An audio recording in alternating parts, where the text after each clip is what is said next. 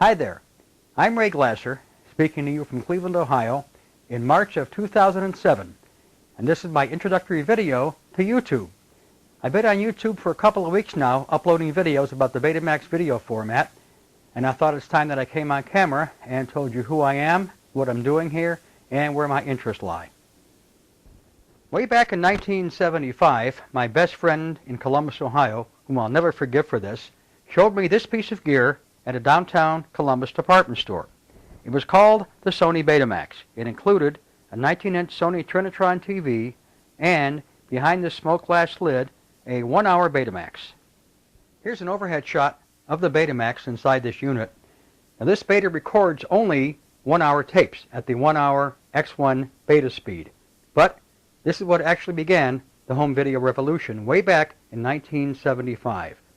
Now the rest of this console has 2 TV tuners, so you can watch one show on one channel while you're recording a second show on another channel.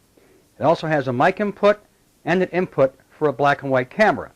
It's also got a clock, and this is the old leaf-style clock that was prevalent in the 70s, so you can time and record a show while you're not home.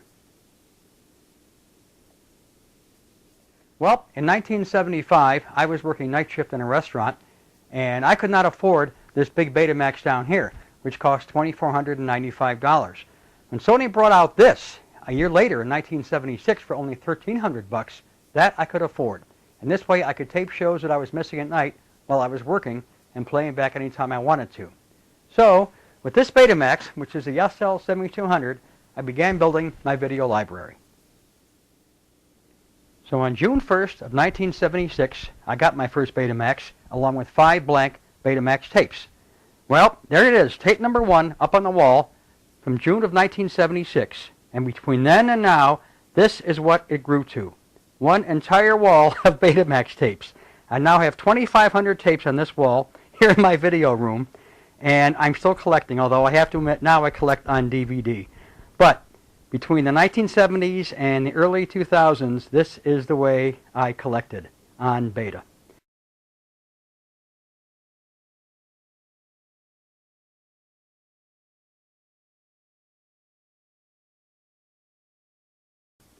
Now I have to admit, even though I am a beta collector, I also have a small VHS collection, which is right over here. Many of these are recorded in Super VHS, some are off DVD, and I've got maybe 100 VHS tapes. Many of these came from trading over the years. When people could not dub the beta anymore, I had to get them on VHS. So, hence, a VHS collection. While we're at it, I might as well show my audio and video gear while we're here in the video room. This is my 1973 TEAC reel-to-reel tape deck, which does work. It's one of 3 tape decks I have, and they all work. And I have a huge open reel collection, so I have to have these working. Under that is, yes, a Laserdisc machine, which plays Laserdisc and CDs. Below that, a dual-well JVC cassette deck. Below that is a Sony surround sound receiver, about 1996 or so. Here is my replay. This is the first replay that was ever offered back around, I think, 2000 and 2001. And down here is a lot of sunlight on my Thorns turntable. That's the audio side. Here on the video side, we have 2 DVD machines, a Pioneer on top, and below that a Panasonic DVD recorder. This is thanks to the Betaphile Club. Over here is one of my 4 working betas. This is an SLHF750. It's vintage 1986, the Super Beta Hi-Fi. This is the one that has a drawer that opens up, which is only available on this particular machine, which people find fascinating. It actually spits the cassette tape out and hands it to you.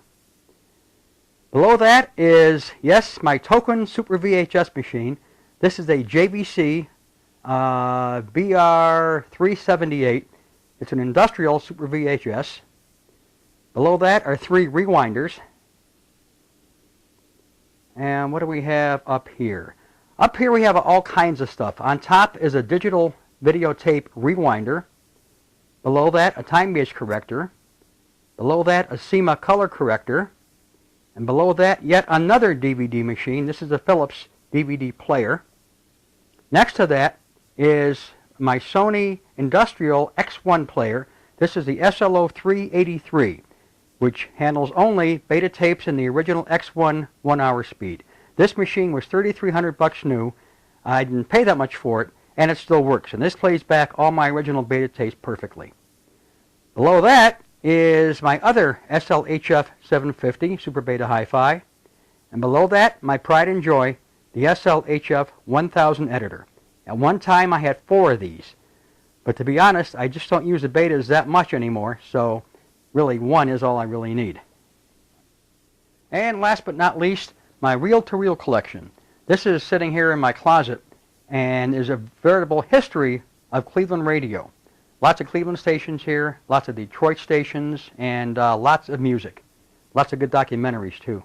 Took me, from 1963 to about 2000 to build up this collection. And by the way, for those of you who have seen my SL-J7 demo here on YouTube, and you might be wondering, do I still have this machine? I sure do. It's still here.